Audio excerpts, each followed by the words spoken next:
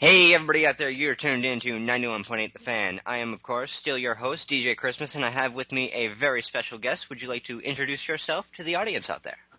I'm terribly sorry to have to tell you that it's J.B. Blanc. Oh, I know, disappointment reigns throughout the ether. No, we're glad to have you here on the show.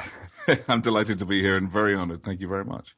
And before we get into all the whole normal stuff that we talk about, you actually have something that you would like to tell everybody about. Well, yeah, like everyone, around the world, we've all been very deeply affected by events in Japan over the last week. And we have a very special event in Los Angeles tomorrow night at 8 o'clock at Meltdown Comics, which is at 7522 Sunset Boulevard here in L.A. It's just west of La Brea on Sunset Boulevard. And there's going to be a bunch of us there. In fact, I'm going to plug the guest list, if you just give me 1 second. But basically, there's going to be a lot of voice actors. There's going to be art that is going to be for sale. Some of it is going to be anime art, but it's an anime-based thing. And you can get all the details from the website, which is at iheartjapan.com. IHEART Japan.com. And 100% of proceeds go to the Japan NGO, meaning that the stuff gets directly to where it's needed. So it's a really great event. Those in attendance will be... Oh, look at this. I've messed it up already. 1 second. I Heart Japan. You see, come on, you plug the website and you can't even get it up. If you'll pardon the expression. iHeartJapan.com. We have Crispin Freeman. We have Wendy Lee, Stephanie Shea, who's organized the whole thing. Huge props out to Stephanie.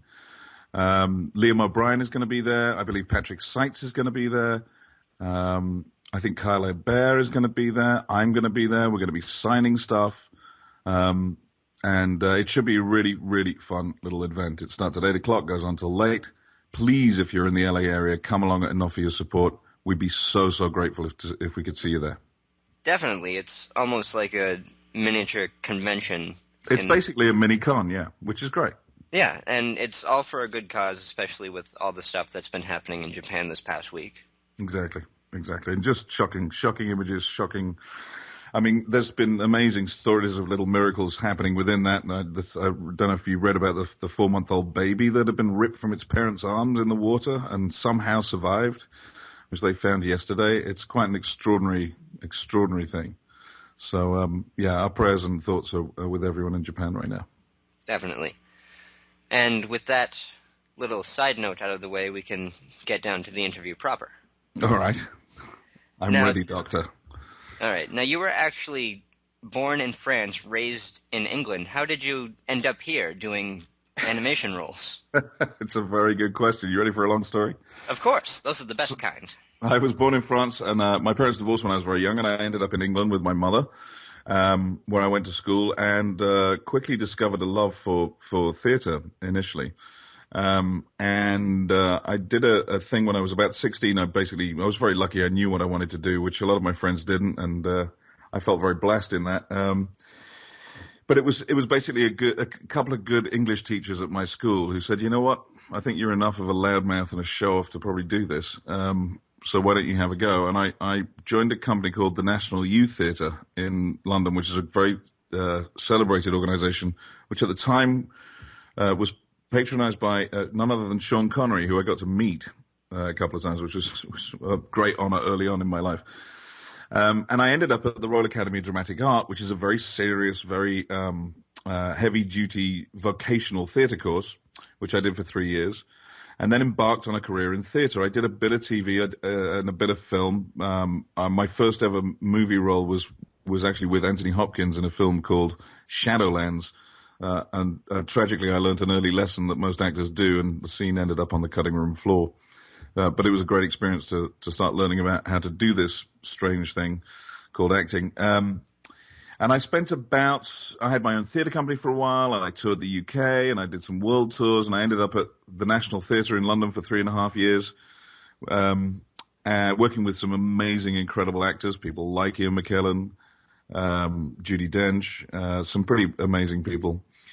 And I hadn't been on TV much, so I couldn't get any better parts. And I was exhausted, and I sort of quit acting. And I quit acting for 2.5 years, and I worked for a web design company, had a nice corporate job, made lots of money, had a really nice car, and pretty much wanted to cut my own throat. I was so unhappy. Because acting is a vocation, and I'd sort of removed myself from it and was very sorry for having done that. And then I did that for 2.5 years at the web design company. And one day I suddenly get a call from a casting director who says, "Listen, there's this movie, and will you come and meet the director?"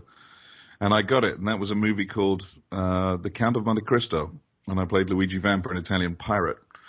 And I had nothing really holding me back in England. And I thought, well, I'll come and have a look at LA and see what I think. And so the director, Kevin Reynolds, his assistant, invited me to stay with her for a week, and I came over, had a look, thought, palm trees, sunshine, cocktails, this is lovely, I'm staying.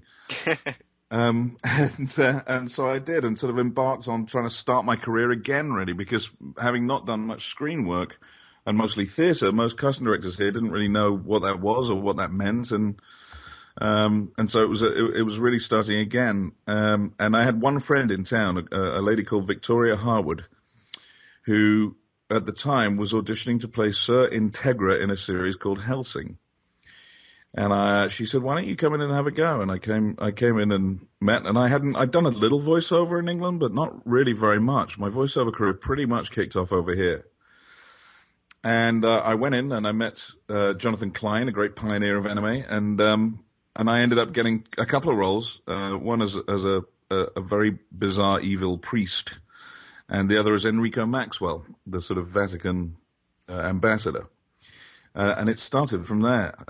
And shortly after that, Jonathan got me my first O1 visa, and I directed a delightfully weird series called Licensed by Royalty, which didn't do very well, but I'm very proud of as a dub. I think we did a cracking job, and I learnt from the very best, that being Tanis and Jaffe.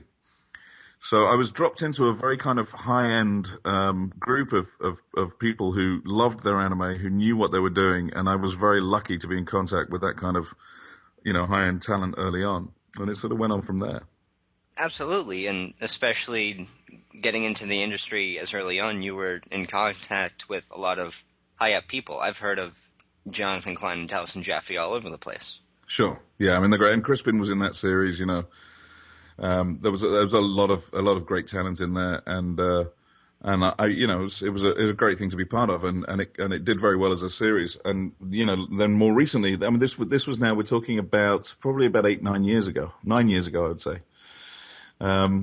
And then of course later Helsing came back, which we were all delighted about as the OVA, Helsing Ultimate, and then died again as Jenny on Winanda. It's so fragile, the anime industry. It's such a shame. And I believe the title then got picked up by Funimation. There's been murmurs about doing it and reviving it. But I think we're all pretty much in the dark as to when that might happen. But it was a great little franchise and a great little series. So let's hope it does. Yeah, as a big fan of the Helsing series, I'm always looking out for new information about the Ultimates myself, because I'd really like to see them. Yeah, I mean, it's delightfully gory. It's delightfully done. It's very close to the manga. And it's just a fun series. I mean, when you get to play those kind of bad guys, they're all salaciously evil and lots of fun to do. And Tennyson, adapts a mean script. So, that was a big high point. And with a show like Helsing, since it's set in England, it's very reliant on your natural accent. But when you get into shows like Naruto and Bleach, you sort of suppress that very well. Thank you very much. Yeah, I'm actually a dialect coach. I teach dialects. But I think it sort of stemmed from being the sort of slightly weird French kid at school and in danger of being bullied. I would imitate people and take off their accents and voices. And I was also very musical. I was a chorister, would you believe? Yes, I spent a lot of my youth in church. Hard to believe now. But I think my musicality and my willingness to defend myself by doing imitations of people and making people laugh sort of tuned my ear to it. So My first TV job when I got here was on NYPD Blue, playing a guy from Brooklyn, and so I figured if I could fool them, then I could pretty much fool anything, because they were one of the most authentic shows out there. And then in TV, I've never played a Brit since I moved here. It's all been Americans, Latinos. I've done a Cuban. I've done Russians. I did a Russian on Nikita recently. So I've been very, very lucky, and that I had that sort of gift for accents, and it means that I get a huge variety in my career. The funny thing about Helsing was that poor old Jonathan Klein, he searched out the highest and mightiest, the best he could get for that cast. And the complaints on all the forum boards were hilarious mainly about the phony British accents. And he used to go around posting on these forum sites saying, well, actually, everyone in the series is British. They can't get much more British than we have. Yeah, exactly. So I think they must have been hearing phony British accents so often that they thought that was genuine. And when they actually heard the real thing, they didn't know quite what to make of it. It's always funny how people are so accustomed to hearing things, and then when you get into recent things that Funimation's done where they actually have to go through training to do Cockney accents. Oh, yeah, very definitely, yeah. And listen, there are certain common mistakes that Americans make. I mean, it's very difficult. There's a good reason why so many Australians and Brits are doing well over here, is because it's easier for us because we have to sort of flatten our mouths out and relax into the accents, whereas Americans have to actually use muscles that they don't ever use within their mouths to speak in a British accent. It's a much more up and down kind of an accent. Like if I switch into an American accent, you can hear it kind of goes very flat, and the further west you go onto the West Coast, that kind of flattens out even more. So eventually they don't even move their mouths. They're like, dude, it's too hot. I've got to go to the beach. Nothing happens. So for us to relax into that is really easy, whereas for Americans to work up to that is much more difficult. There are notable Americans who've done it extremely well, Renee Zellweger being one of them. And, just from a purely listener standpoint, hearing that in itself was very impressive. God bless you. Thanks. And aside from just anime stuff, you've also been a part of very few recent video games, Street Fighter 4, to name just one. Yes, the indomitable El Fuerte, a man obsessed with food and wrestling. That was a lot of fun. It was a bit of a killer session. There was a lot of screaming of guacamole and stuff like that. Very strange stuff. A lot of it. I don't think you hear much of it in the game because there's so much music and effects going on at the same time. But we screamed our butts off for that game. So it was a lot of fun to do. He's a very particular and unique character. And with fighting games like that and especially the Bleach and Naruto fighters, I'm sure they have you do the same one line over and over again that by the end of the day your voice is just burnt out. Have you ever had an instance where you've lost your voice?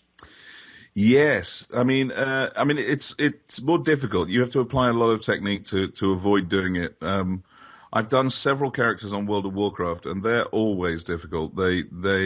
It's usually very short sessions, but incredibly intense. And I just did one a few weeks ago. I can't say what the character was, but seeing as I've done World of Warcraft about 4 or 5 times now, I think I can probably say that I did another one. I just won't say who it was, but it was one of the huge final boss characters. And they're usually gigantically powerful sessions. And you're usually pretty burnt out after that.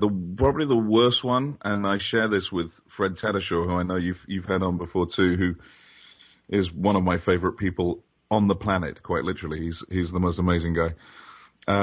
We both did the voice of the Hulk for the Edward Norton movie, and those, I think we all agreed, there was me and Fred and a couple of other guys, they were the hardest sessions any of us have ever done. They could basically use us for about an hour and a half before we were burnt out.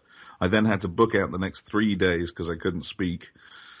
And they were continually asking us to go lower and louder, and that puts an enormous strain on the voice. There are certain things, I do a lot of monster voices and orc voices, and when you're talking like that for 5 hours at a time, it starts getting a little rough. So yeah, it happens, but you try, listen, it's like anything. If I was a hand model, I'd have to be very careful with my hands and, avoid chopping large vegetables. So it's the same with the voice. You try and look after it as much as you possibly can. And a lot of it is down to technique. And if you're losing your voice, it's often because, and I'm a voice teacher as well. It's often because there's a huge tightening in the throat and you're not breathing from the right place.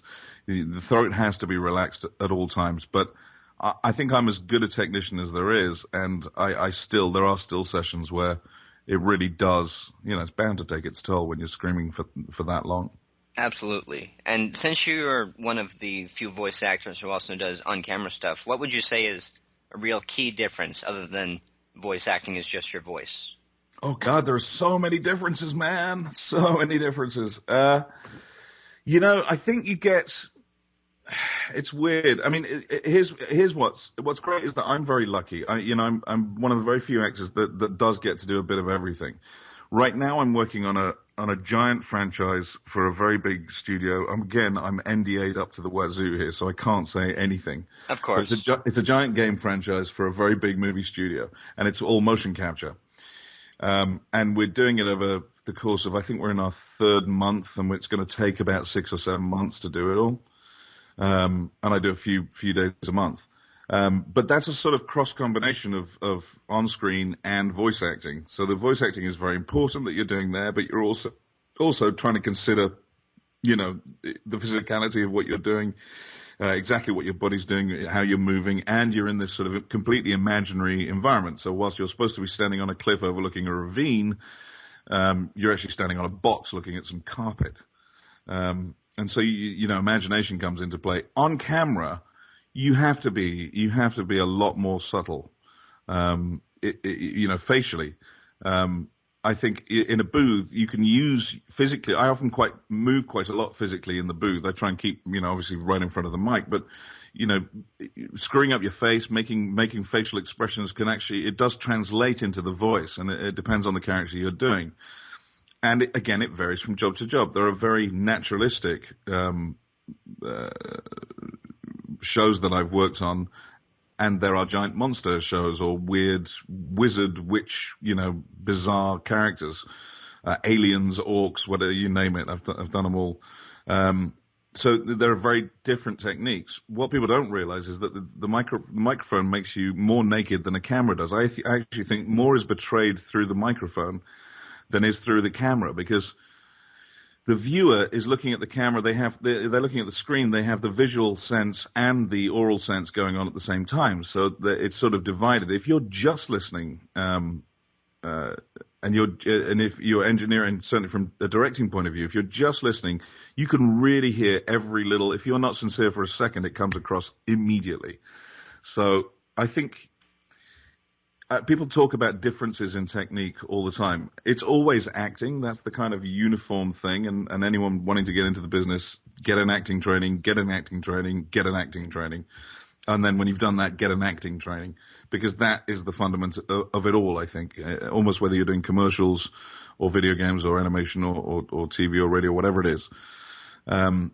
But there are, you have to adjust for certain techniques. But it's very different playing. I played a serial killer on Cold Case. He was a very sweet guy. He was I couldn't, twirl my mustache and play the villain. But it required, often when you're playing villains on screen, you don't play the villain. You have to play the guy, because the guy doesn't know he's a villain. He's just saying, I need what I need. Whereas often in video games and stuff like that, you really do get to play the villain, and you get to, do the big nasty mwahaha laugh and all kinds of stuff. So right, it really changes. Definitely. But for those of you out there, I think we're going to take a very short commercial break. So make sure you keep it tuned, because when we come back, we'll still be here with JB Blanc. So enjoy that and keep it tuned to 918 The Fan. Everything you want, nothing you don't.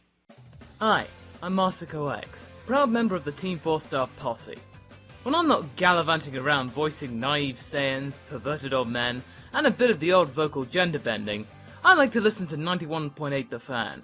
They got everything I need to help me breeze through my editing with smiles and sunshine. I like to sing the odd karaoke, as well as review anime on my show Anifile, available at masakox.blip.tv, where I showcase the latest releases from Japan. Plus, if you ever wanted to get into voice acting, I also host the show Masterbox, where I aim to get you started in this fun online activity.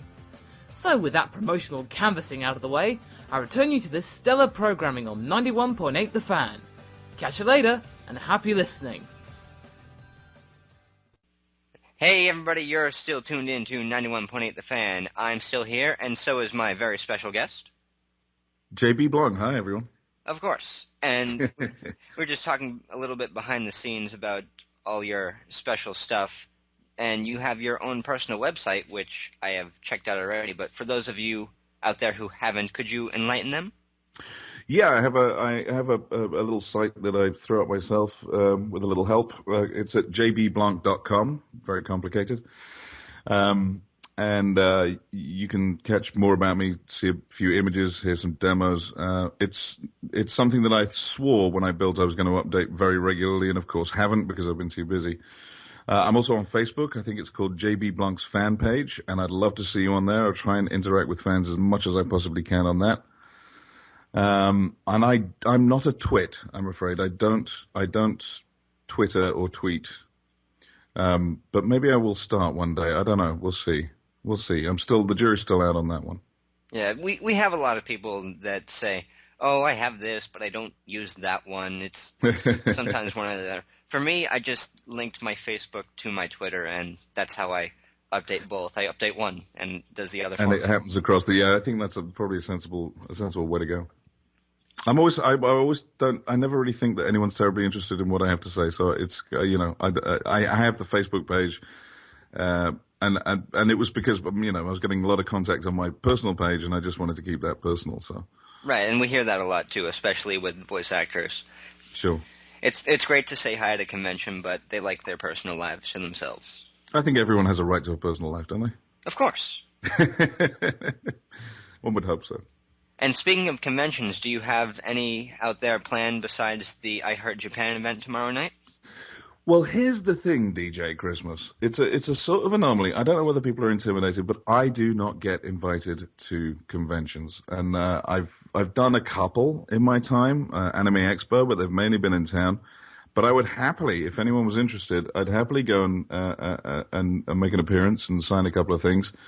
So if any fans out there would like to see me at a convention, then by all means go ahead and contact them, and I'm always open to invitations. We hear that quite often, more often than not.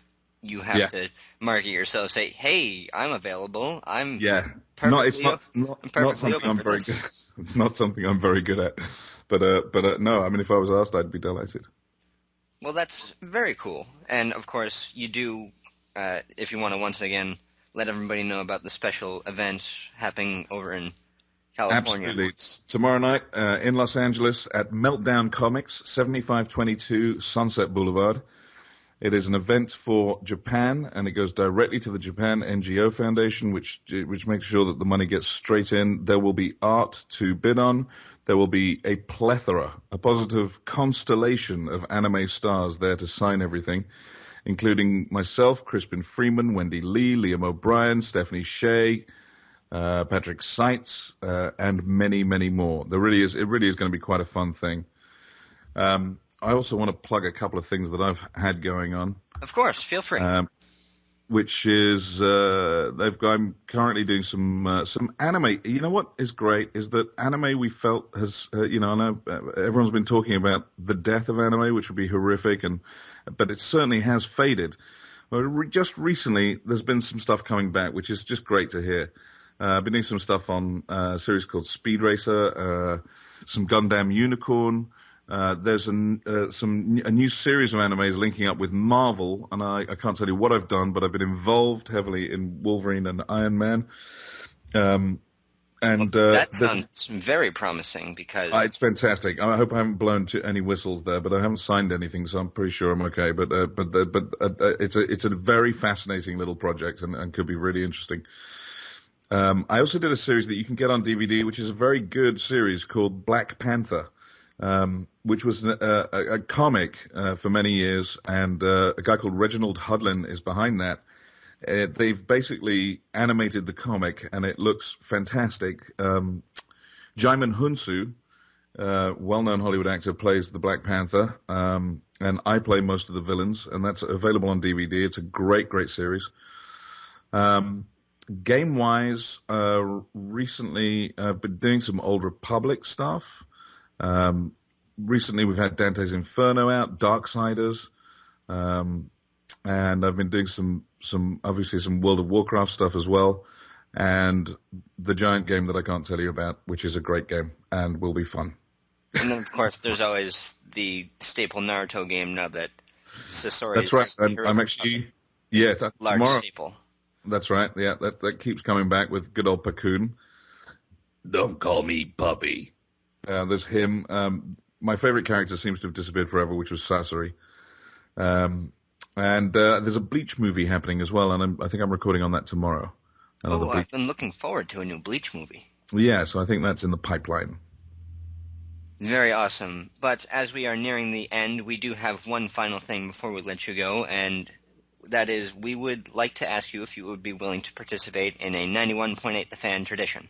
Absolutely out of the question. No, of course I would. I'd love to. Awesome. We just asked everyone who comes on the show. We just asked everyone who comes on the show if they would be willing to do a radio bump for us. Of course I would. I'd be delighted. What do I have to say? We just asked everyone to say, my name is, you insert your name, I do this, you can do a specific character or just voicing in general, and you're tuned into 91.8 The Fan. Okay. Well, let's try it. Whenever you're ready. My name is J.B. Blanc, and I'm an actor. You're tuned into 91.8 The Fan. Everything you want, and nothing you don't. Wow, that was amazing. There you go. I don't think anyone's ever given us our own tagline before. That's definitely a very, very nice one. I'm speechless. That was so impressive. You're very welcome. Well, thank you very much for joining us here on the show. And for anyone out there, if you missed any of this interview, shame on you, but it will be up on our site in the next few days. So be on the lookout for that. And make sure you keep it tuned to 91.8 The Fan. Everything you want and nothing you don't. Coming up next is Gacked with his song Redemption.